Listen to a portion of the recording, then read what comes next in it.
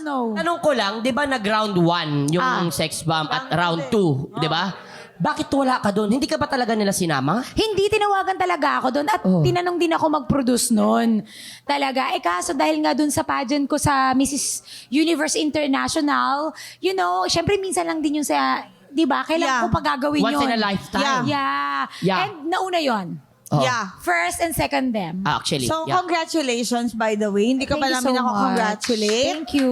Kung Yeah. nakaka-proud kasi kung kailan naging nanay siya, doon siya naging Queen of the Universe, Miss Universe, Mrs. Universe. Official. At nakaka-proud, Madam Chair. Kasi nung naging nanay po siya, hindi po siya tumigil para abutin ang corona na yon. Correct. Hindi Hindi porket naging nanay hadlang. ka, Oo. i-stop mo na lahat ng pangarap mo. Tandaan mo habang Tama. nabubuhay ka. Huwag ka magalit sa akin, Ate Hindi, Sugar. nakakapagod ka na.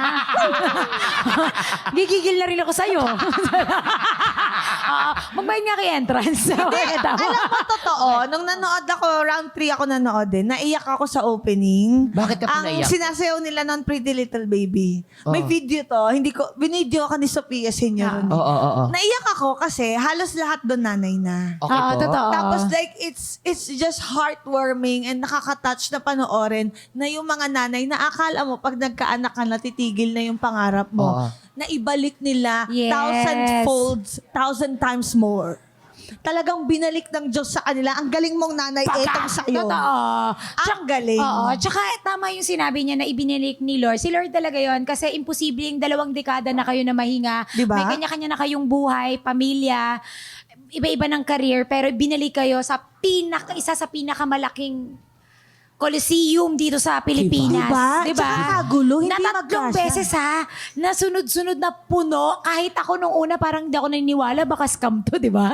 Pero nung pumunta ako, makit na ako sa stage, nagsisigawan ng mga tao, Lord, thank you po, mapapaganon ka. Bakit? Nagsimula rin po kasi kami sa wala. Biruin mo, sahod namin 250 pesos. Pag na-late ka my ba, gosh. magkano 150 na lang. Talaga? Oo, ganun. Kaya yung sakripisyo lang din namin na matulungan yung pamilya. Lahat naman kami, breadwinner eh. So yung aim lang namin, ang nasa utak lang namin, hindi namin alam yung meaning ng pangalan namin. Ang nasa utak namin, papakain namin sa pamilya namin, sa magulang namin, sa mga kapatid namin. And ngayon, lagi ko sinasabi yun kila Ate Rochelle, kila Ate Ira na ito yung binalik ng Diyos sa atin. Grabe, na, diba? na dapat din, itrato rin natin na be humble din Yes. lagi. Kung ano man yung mga narating nyo at mararating nyo. Kasi umiikot ang mundo, minsan nasa taas ka, minsan nasa baba ka. So be humble sa lahat ng gagawin mo sa buhay talaga. Yes po. At 3 days yun sunod-sunod At sunod-sunod na talagang sold I-describe mo yung out. pagod. Opo. Nakaabot Elaborate. pa ako sa In 2 plaque. paragraphs. Ano yun? Paragraphs. Ano ba sabi ko? Hindi, 3 araw na sunod-sunod yung concert. Ang bubo ko dun. Describe the ano. Hindi!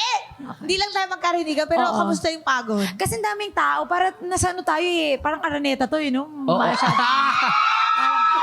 kang gumanyan, baka ma-manifest. Baka ma-manifest. Ingayan ako.